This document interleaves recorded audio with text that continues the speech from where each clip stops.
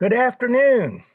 It's 12:30. It's time to begin. What we have today are three group presentations and a quiz. And so let's begin with the group presentations. And this is from Natalie and Daphne, the calf bearer. And my partner and I chose this sculpture to do our project on because can you guys hear and see this? Greek sculpture and found it Yes. interesting. Okay, good.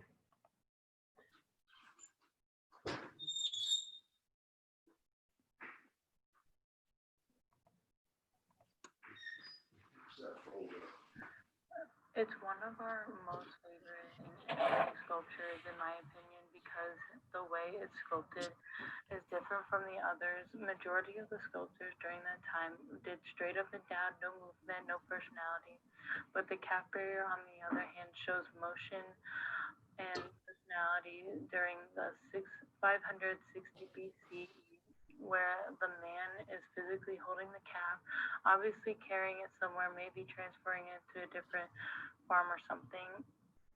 The sculpture creates a story in one item of art, which is fascinating for the early ages of that time. Also, the man is smiling, so he's happy at this point in time, and so it's new to show expression and facial features. Lastly, the man does seem to be wearing some type of clothing around him, not fully covered, but still covered, and which is also very different in that time.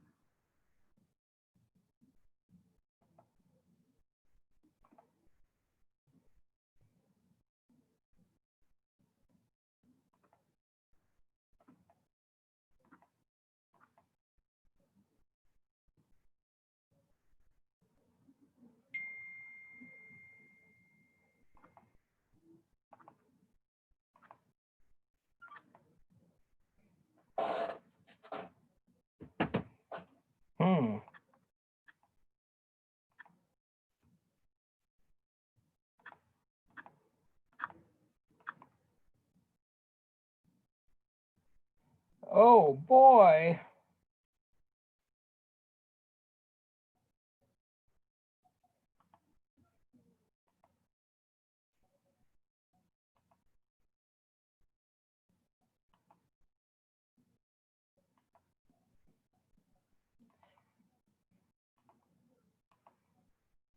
This may be the way we have to do this. Were created from limestone and marble.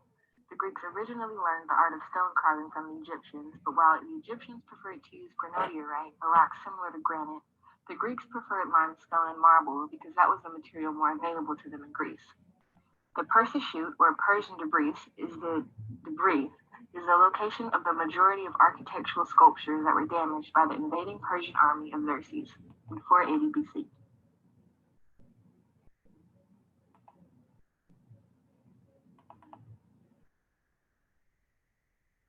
Was created around 570 BC during the Archaic period in Athens, which was the recovery period after the Dark Ages, and it was being re-inhabited again. The Dark Ages was a time in which civilization dwindled and reading and writing disappeared. But during the Archaic period, civilization began to rise again and art began to develop into a more realistic form. This is where we get the archaic smile we see on so many pieces. The archaic smile was meant to represent humanity and to kind of bring to life what would originally be a more stoic expression on the statues.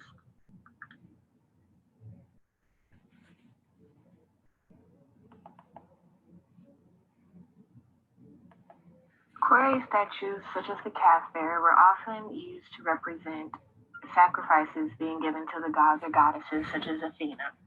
The nudity of the man is meant to convey the sacrifice being for the goddess Athena, but the artist put him in a cloak to show that he was a respectable and well-recognized citizen.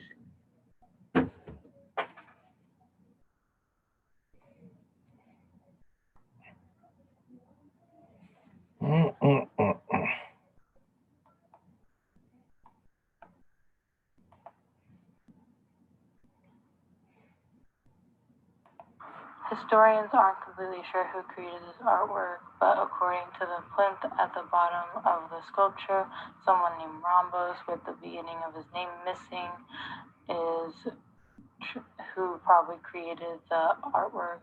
And the beliefs of the sculpture is that the calf barrier brings his calf to a sacrificial offering to Athena, the goddess of wisdom. Another thing about this sculpture is that the way the calf and the calf barrier is represented is that they are inseparable and have a strong bond between the two. I think this man is giving up a part of him to show his likeness of the goddess and to show his love for her.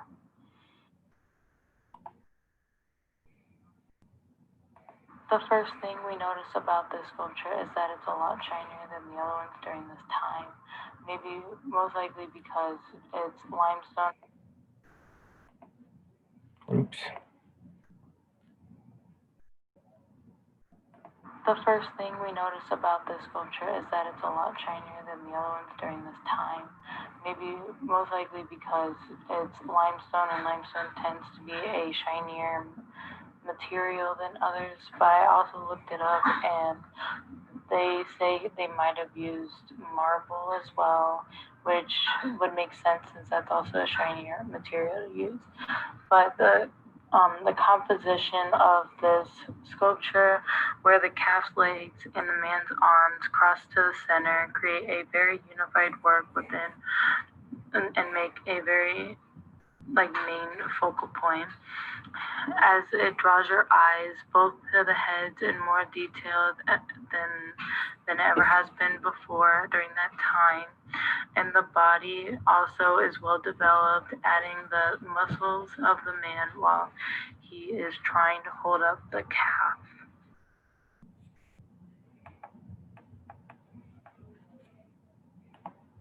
And finally,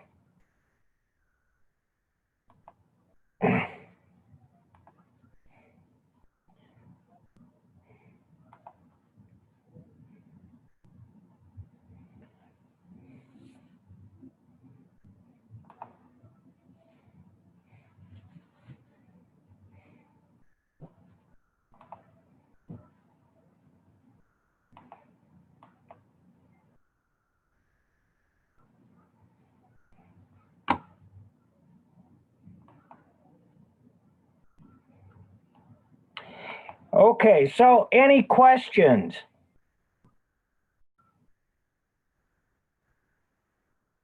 No questions? Well, thank you for presenting the calf bearer. One that I mistakenly, accidentally went dark on you on Wednesday was this, and this is Portia and Peter. And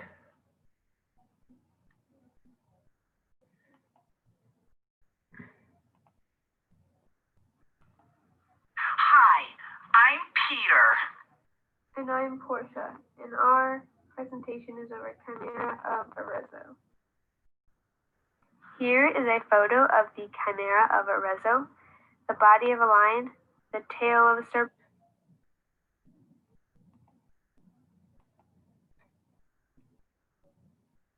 and the goat's head coming out of the side. The art of sculpture created in 399 BC. Material: what the Chimera of Arezzo was made of. The statue was made entirely of bronze and measuring 78.5 centimeters high.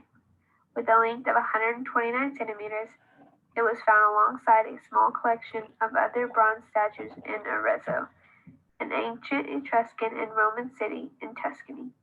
The statue was originally part of a larger sculptural group representing a fight between a chimera and the Greek hero Bellerophon.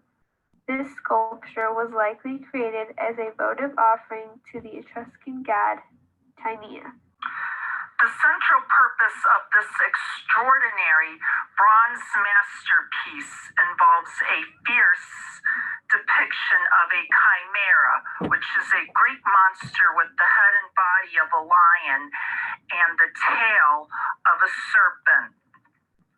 On the left side of the chimera's body, a goat's head emerges, as you can see.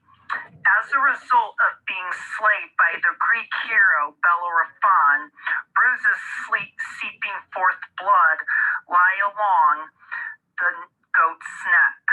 Despite being violently attacked, the chimera's facial expression shows that it is still driven with great courage to continue fighting back.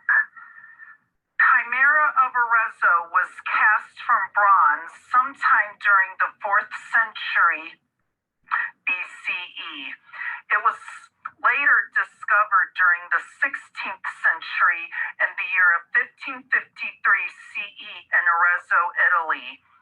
During that time period, fortifications or walls were being constructed throughout the city during the rule of Cosimo de' Medici, who was the Grand Duke of Tuscany at the time. The statue was discovered in a trench alongside many small figure statues. The 16th century was known to be a time period when society took great interest in Etruscan culture. Chimera of Arezzo could have most likely been a contributing work which sparked the overall curiosity and interest of the subject matter. Where the Chimera of Arezzo is displayed today. It was discovered near the Porta San Laurentino of Arezzo, Italy, ancient Arretium. In 1553, the statue was added to the collection of Cosimo de' Medici, Grand Duke of Tuscany in the 16th century, and is currently housed in National Archaeological Museum in Florence, Italy. According to Greek mythology, Typhon and Echidna, who were both partial human and partial snake creatures, came together to give birth to the chimera. Some versions of Greek mythology state that the chimera was raised by Amasidarus, who was a king of Caria. Bellerophon attacked and killed the creature when being challenged to do so by Iobates, who was the king of Lycia. The son of Poseidon, along with his winged horse named Pegasus, assisted in the process of killing by stabbing the chimera with the spear. History and legacy of the piece. The Chimera of Arezzo is regarded as the best example of ancient Etruscan artwork. British art historian David described the sculpture as one of the most arresting of all animal sculptures and the supreme masterpiece of Etruscan bronze casting. The chimera's front right leg lies an inscription reading 10 civil, meaning gift to 10. 10 is short for Tenia, who was an Etruscan god. Tenia served as the supreme deity of the Etruscan pantheon. The offerings given to him were either from one asking for help or thanking him for his help. My opinion on the sculpture. In my opinion, the piece is very interesting to look at. When you first look at it, you see the lion, then you notice the serpent as the tail, then you see the goat coming out of the side. The piece interested me because I enjoy Greek mythology. I suggested this piece to my partner Peter because I enjoyed researching it when I used it for a previous test. This piece was suggested by my group member, Portia. Having little to no time to research for topics, I decided to agree to settle on this one. Personally, I find the subject of the chimera of Arezzo to be highly compelling. The fierce roar of the chimera as it is ready to attack illustrates exciting, intense action that draws the viewer inward and engages them thoroughly. In addition to that, I find the overall concept of a chimera to be fascinating. A lion with a serpent for a tail makes for a physical appearance that is both striking and creative. Overall, I've always found creatures of Greek mythology to be highly interesting and unique. And these are our citations.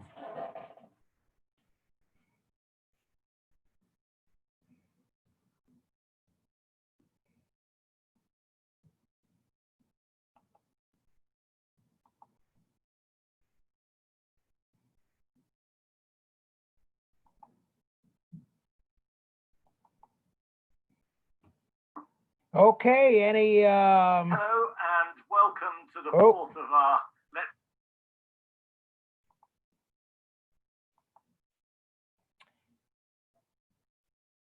no questions?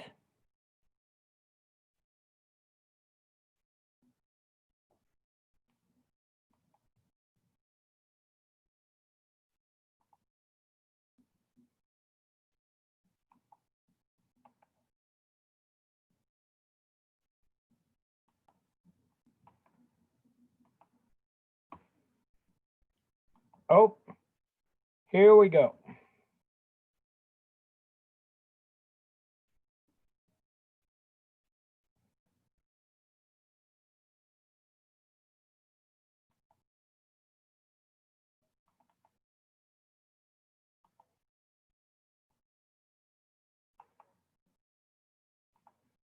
There it is. And then there, It's one of them. and show, and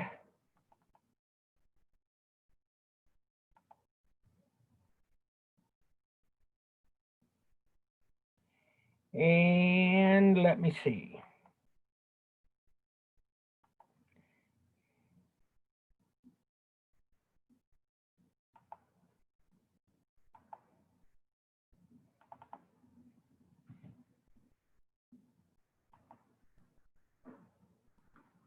Today, we will be presenting you with information about the Colosseum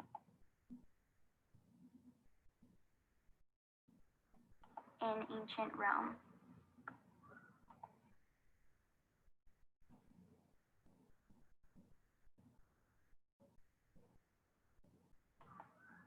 About the Colosseum. The Colosseum was built in the center of Rome, Italy. It was built around 72 to 80 AD and was the biggest amphitheater, measuring at 186 meters long, 156 meters wide, and 50 meters tall. The Colosseum was utilized for its gladiatorial contests and public spectacles like animal hunts, mock sea battles, and reenactments of popular battles, executions, and dramas. More about the Colosseum. Beneath the structure is an area called the Hypogeum, which means underground. This area consists of 2 level below ground networks of tunnels and 32 animal pens. It includes over 80 entryways and can accommodate around 50,000 viewers when all seated. During the fighting in the Colosseum, it is estimated that 7,500 to 10,000 animals were killed each day. It is also estimated that over 500,000 people lost their lives and over 1 million wild animals were killed. The wild and exotic animals included hyenas, hippos, lions, tigers, rhinos, antelopes, crocodiles, ostriches, bears, and zebras. The Colosseum, known for its brutality, the last gladiatorial fight took place in 435 AD, and the last animal hunt dropped in 523 AD, and was most likely due to the expense of procuring animals and gladiators and maintaining the expensive facility. Power and belief systems of the Colosseum. The Colosseum was initially called the Flavian Amphitheater. The name Colosseum was derived from the Latin word colossus, which means colossal. This is because of the colossal statue of Emperor Nero that stood near the Colosseum. However, its whereabouts are unknown today. It was constructed with the manpower of tens of thousands of Jewish slaves. There were most likely 60,000 Jewish slaves working on it. It showed the power, brutality, and genius of the Roman Empire. Emperor Vespasian began construction of the Colosseum. Titus and Domitian presided over the ceremonies, and Domitian completed the construction of the monument. The funding for the Colosseum came from the spoils of the Judaic wars that the Flavians fought in Palestine. The best view in the Colosseum was for the emperor and his family. Slightly behind him was where the Vestal Virgin sat, next the Senate, followed by the equestrian classes, and lastly, the women and slaves who would sit on wooden seats. Formal analysis. Formal analysis has to do with the elements of art. The elements of art are components or parts of the art that can be associated or defined. They are building blocks used to create works of art. Line of the Colosseum. The Colosseum is a mixture of horizontal and vertical lines. The curvature in the lines is what conveys the most energy of the composition. They are soft, shallow curves that lead your eye around the composition. The Colosseum consists of 4 levels. The bottom 3 levels are composed of 80 arches each. These arches show how massive it really is. In fact, these arches are known as triumphant arches that reflect how the Colosseum was built. The Colosseum is a form because it exists in 3 dimensions with a height, width, and depth. Similarly, it is a geometric shape and is ovular. The ovular arena allowed for a good view of the events. The Colosseum was constructed entirely of stone. The arena circle was 87 meters by 54 meters, and there are 36 trap doors around the arena.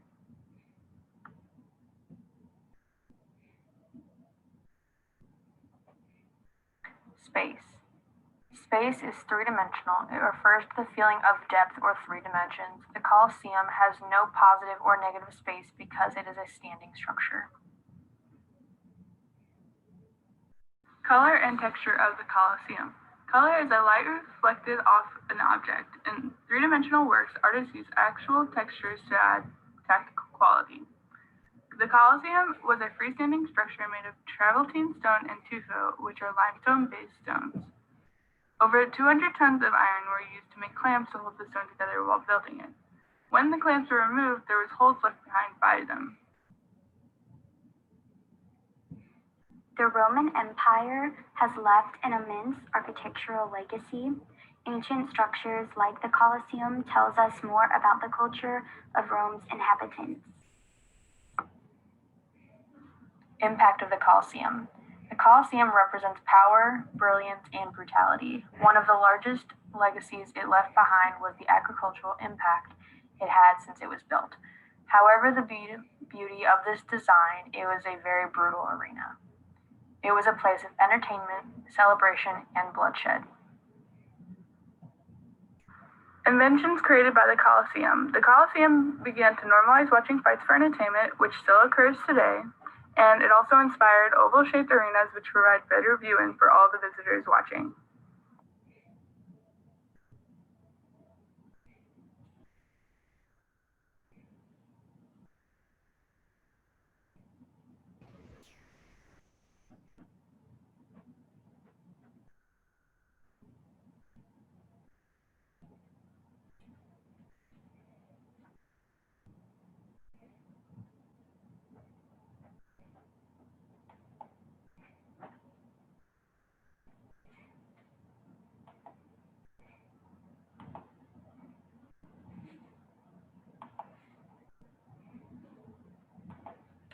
Okay. So,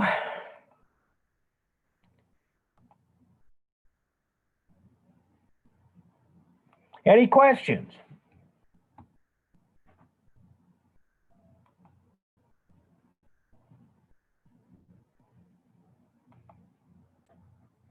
No questions?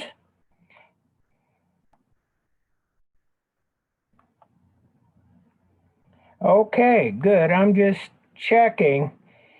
Here is quiz 6. In the space below, answer or address the following questions. And basically what I want is feedback. This kind of was an assignment, I think, where we both were learning how to get this done. And so I want to improve it. Any suggestions on how to improve it? I want to know which of these you liked the most and which did you, I just want to find out what you know and what you think about it. Any questions? Yeah, so how long does this need to be? I answer 7 questions. What do you got to say? Does it need to be in paragraph form? I want it, or could we just? I want it to be organized and legible, understandable. If you, yeah, just answer the questions. You can bullet point them by 1, 2, 3, 4, 5, 6, 7. Yeah. Yeah. Could I do that, or will I not get it, or will I get points taken off for that? No, as long as I understand it, I think your bullet points will be good enough. Okay, so no specific length. No specific length. Okay.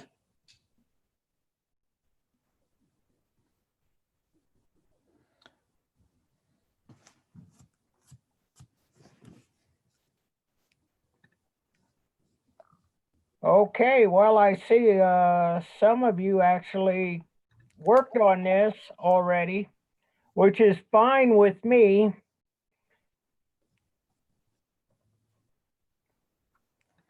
No more questions. I think what I'll do is log off and I'll see you on Wednesday.